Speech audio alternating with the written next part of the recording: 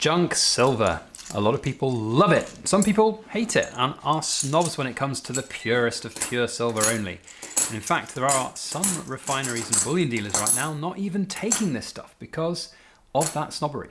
I will say though that silver is still silver, and if you are an owner of a vast pile of this kind of silver, do not fear, because that value is still there. That money is still in these coins. Just might have to work a little harder to actually get that value out of it.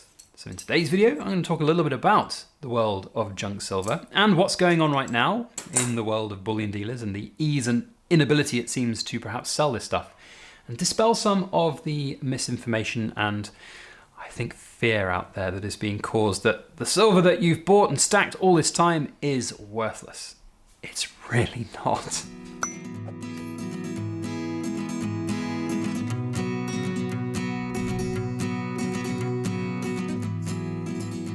Hello everybody, Backyard Bullion here. Welcome to another Precious Metal Ramble where we have down-to-earth discussions about all things precious and shiny.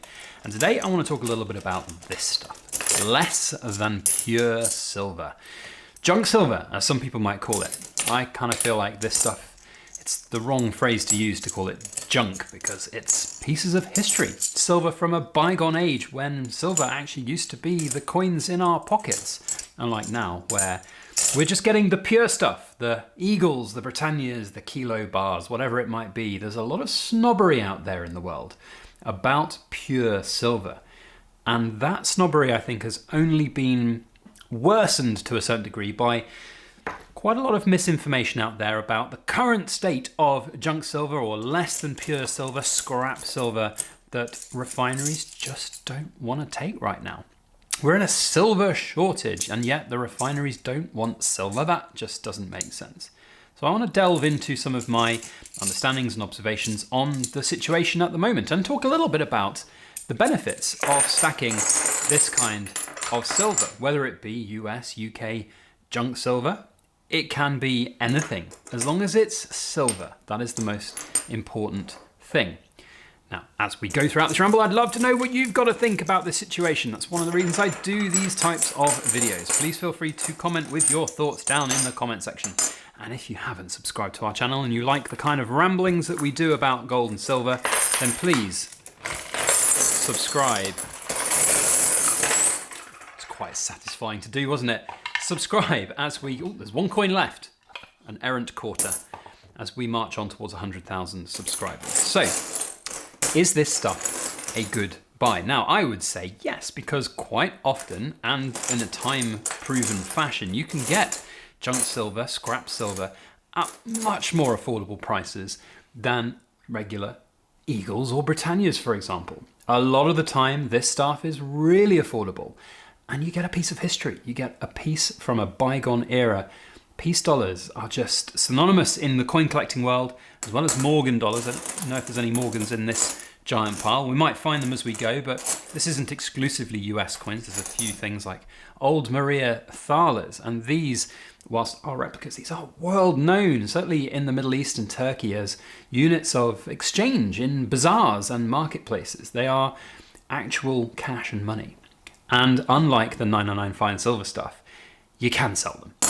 Or you can't sell them at the moment, I should say. That's what a lot of people have been saying. And there's been quite a few bits of, I think, hype and hyperbole coming out from various different sources where various big bullion dealers, more so I'd say in the US than in the UK, because I had a quick look around and it seems like all the bullion dealers will still happily take any silver that they possibly can.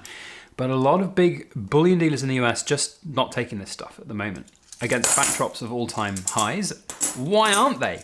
Refineries, why aren't they taking this stuff? Well, what I will say is that at the moment we are in unprecedented times when it comes to silver demand. Now that whole supply chain works kind of very in a simplistic form like this. You, the consumer, want to buy silver, so you go to your bullion dealer and say, I want to buy silver, and they don't have any in stock. So you moan at them and then they go and buy a bunch of stock, or they order some stock from the mint. So they go to the Royal Mint or the US Mint or the various different wholesale suppliers of the coins and they say, I want to buy X amount. They go, sure, but it's going to take a while. And then that business will go to the refineries and say, we need blanks, we need pure 99 silver right now to make our coinage. And the refineries right now are trying to fulfill thousands of different orders in different quantities, and they just can't.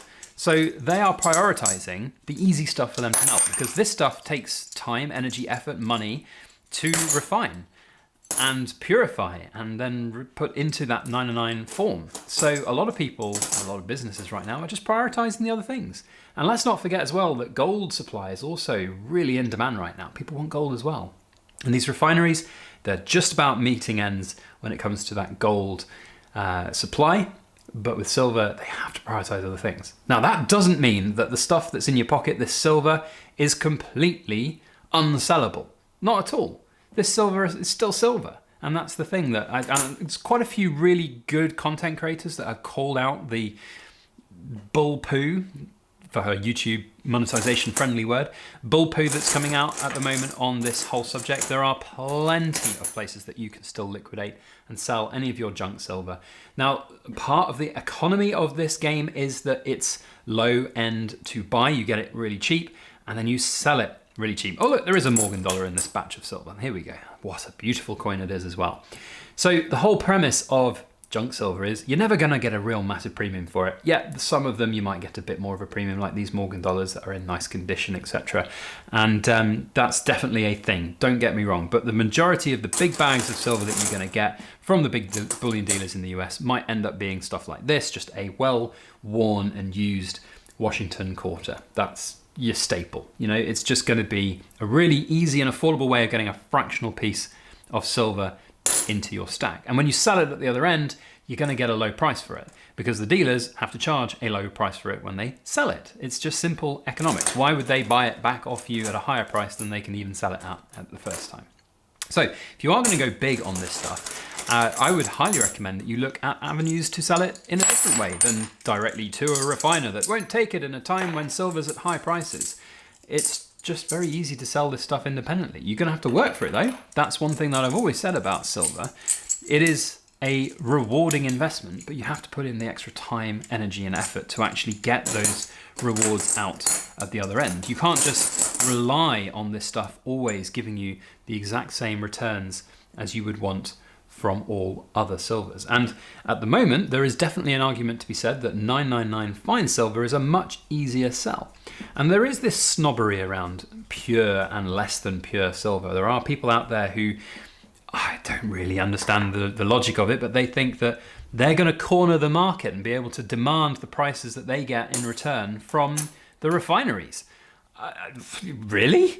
Unless you've got some serious quantity of silver and big chunky bars like the Comex 1,000-ounce bars, you're not going to have any kind of leverage against these big refineries. They deal with the big bullion dealers, the big bullion houses of the world, and they will get in, you know, these bullion dealers. There's been other videos I've seen as well from US at the moment where bullion dealers at the moment, they couldn't even shift a lot of the junk silver that they were getting in, so they were just sending it off for melt, and they'd have to offer their customers melt price on this stuff. And I find that horrifically sad because it means that, unfortunately, a lot of history will be lost. Like, can you imagine somebody just taking this 1902 Barber and melting it down? Oh God, it's just a beautiful, brilliant coin, worthy, in fact, maybe of not being kept in a giant box with all these other coins. But at the moment, for me, this is just my junk box. It's something I'm not looking to sell anytime soon, and it's just going to be kept in a big box of silver for me to enjoy bits of history on, and one day work out what I want to do with all of them.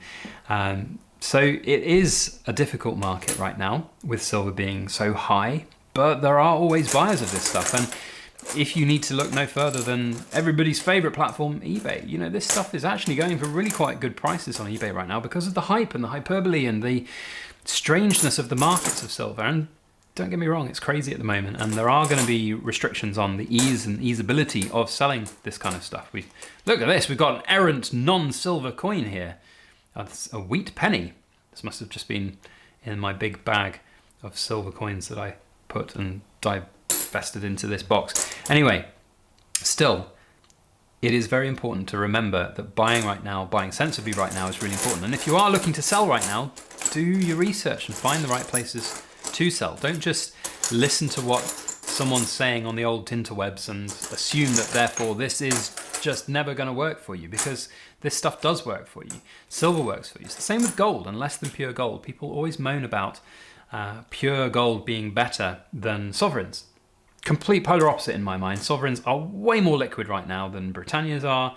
You put a sovereign up for sale, it'll be snapped up like an instant. So just have a quick think about what ultimately is the goal here. It's not necessarily about the purity of this stuff, it's about the actual physical silver content within these coins. And there's a mix of purities here. You know, these coins, these Mexican coins, I believe are 720 silver, yeah, 72% silver, whereas these thalas are 83.33% silver. Of course, 90% silver for the US coins.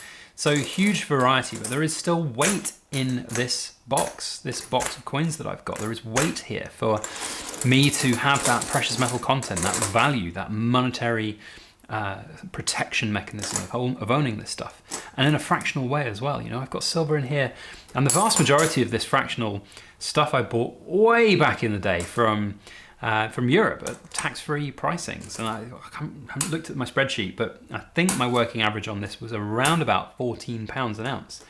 And like, if I just sell it in bulk to a dealer at the moment in the UK, I'll probably get a little bit on the spot for it. Or if I sell it myself, I'll sell it for spot. Huge returns. Doesn't matter that it's not. Take action yourself. Put your own financial situations into your own control. Don't rely on what people on social media are saying, or don't rely what a newsletter is saying from a refinery or bullion dealer that they won't and they can't take this stuff, because they will and they can. They're just prioritizing the easy things, because let me tell you right now, bullion dealers, some more than others, are raking it in. They are making hand over fist with the amount of money that they're taking in, and some are price gouging. There are a lot of really good dealers. I'm going to mention my two go-to dealers here in the UK. They are long-term sponsors and friends of the channel, Atkinson's and Chard's. Both respectable, non-price gouging bullion dealers. Go and check them out. Otherwise, that's it from me. Thank you all for watching. Cool kids, just comment, beautiful old world silver for the win. That's your cool kid comment. We'll see you on the next video. As always, please make sure you like, share, comment, and subscribe for more.